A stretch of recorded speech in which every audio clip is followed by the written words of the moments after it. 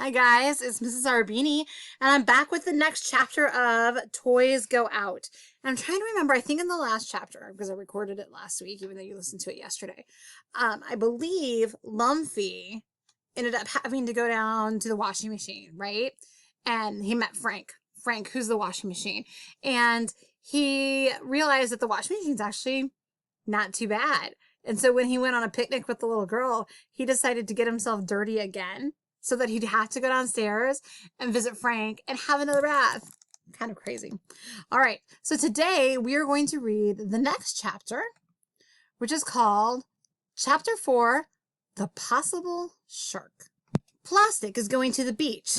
The little girl told her specially this morning, and she is excited, though not sure what to expect. Stingrays know all about the beach. Would you like me to tell you? Asked Stingray. She and Plastic are playing checkers. Plastic says yes. The main thing is bigness. The ocean goes on and on forever. Is there clover? Asked the one-eared sheep, who was watching the game with Lumpy. No clover, says Stingray, moving red. Grass? No, it's the ocean. Oh, well.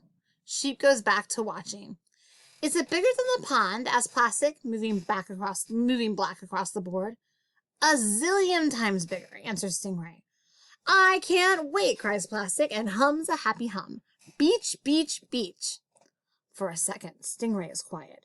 She is wondering why she isn't going to the beach with Plastic, or even instead of Plastic, who, after all, has only lived with the little girl since last September. You won't like it, Stingray says, finally hopping red over one of Plastic's black checkers. Yes, I will. Beach, yells Plastic. No, you won't, Stingray repeats. The water goes down further than anybody can see. It's dangerous if you're not a fish. I'm a great floater. Plastic pushes her black checker to the back of the board. King me. It doesn't matter, says Stingray. The beach is only safe for stingrays and salmons and goldfish. There are dangers in the bigness that only fish like me know about, she continues. Jellyfish made of grape and raspberry jelly, and octopi with 1,100 legs, and worst of all, garbage-eating sharks. What about the little girl? Lumpy has stopped concentrating on the game. She'll be okay. She's a good swimmer, answers Stingray. She's been to school. Beach, beach, beach, yells Plastic. King me. If you're not going to listen, Plastic, says Stingray, I don't know why you bothered asking. And, she adds, moving away from the checkerboard, I don't feel like playing anymore. I'm listening, said Lumpy. What did you do when you went to the beach and met the garbage-eating shark? Says Stingray, looking carefully at a fancy blue pillow that has captured her attention. Huh? Stingray nibbles on a bit of pillow fringe. Hey, did you really see a shark? Asked Plastic accusingly. Well, mutters Stingray, inspecting the opposite corner of the pillow with great interest. I just know about them, okay?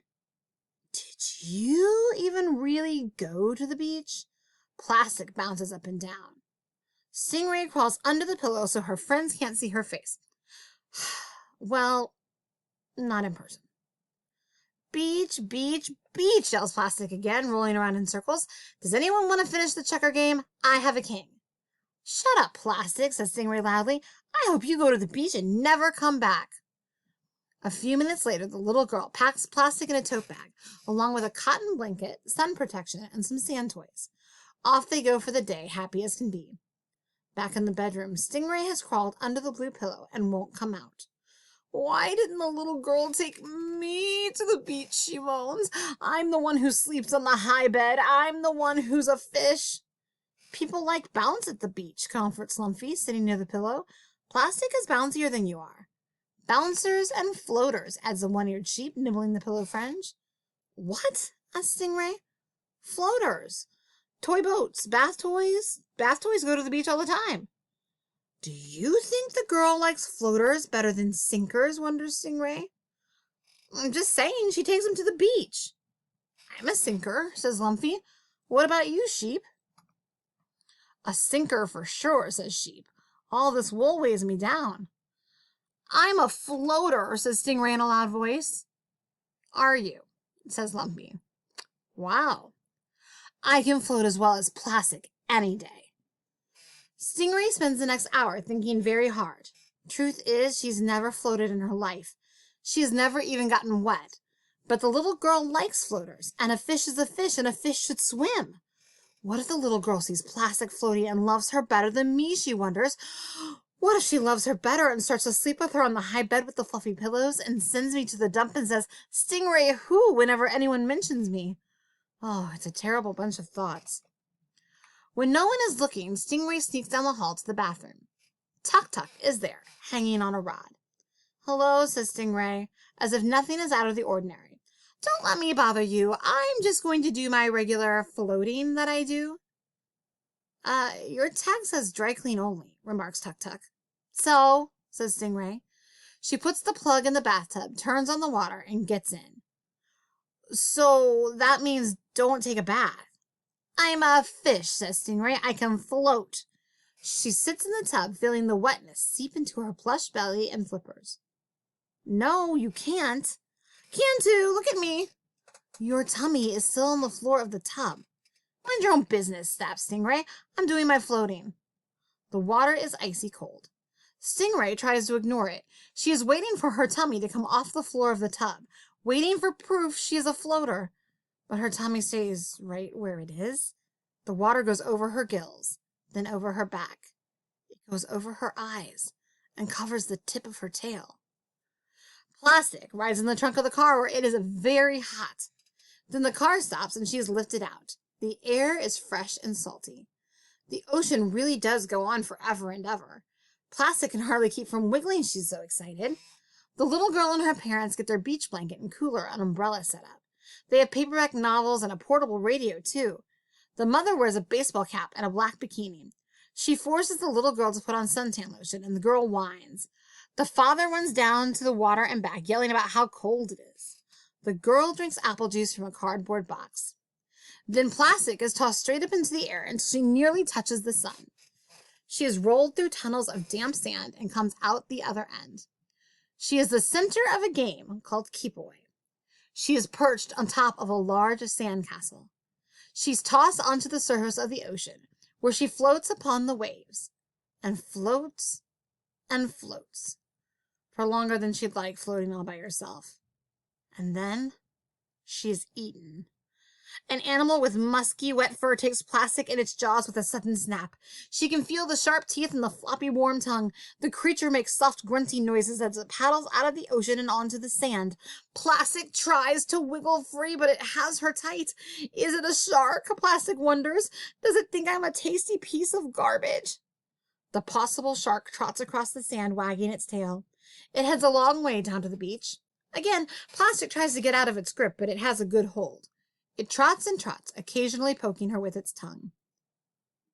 Oh, poor Plastic. Then the possible shark drops Plastic onto a pile of seaweed, pins her down with one enormous paw, and begins to chew. In the tub, Stingray is completely underwater. At the beach, a possible shark tooth pops Plastic's rubber skin. In the tub, Stingray is soaked through her sawdust insides. At the beach, the air whizzes out of Plastic until she is soft and squashy. Stingray tries to lift a flipper to pull herself out, but the water makes her so heavy she can't move. The possible shark tries to swallow Plastic. Stingray, help! Plastic, stop! Help! Stop! But Tuk-Tuk can't move, and the possible shark isn't listening.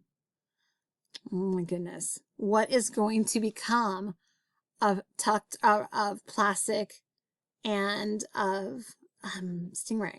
So Stingray, is the one that thinks she knows everything, but she kind of talks a big game and acts like she knows how to do a lot of things, so that she knows a lot, but she really doesn't, right? And then Plastic's all excited to go to the beach. First time at the beach, right? And what grabs on the Plastic? Because it certainly wasn't a shark. Yeah, a dog, right? And so now, I lost my train of thought. Stingray's in the bottom of the tub. She thinks she's a floater, but she's a stuffed animal. And what do we know about stuffed animals that get wet? they're going to sink, right? So she thinks she's a floater. She's going to find out pretty soon she's a sinker, and she's in a whole lot of trouble because Tuk Tuk the towel can't help her, and she's stuck in the bottom of the tub. And Plastic, who has always been a floater, has now lost the air inside of her because the dog poked a hole in the ball. So now Plastic and Stingray are in peril, kind of in trouble. And we're going to have to read the next chapter to find out what happens to them both. All right, guys, I'll see you tomorrow. Have a great afternoon.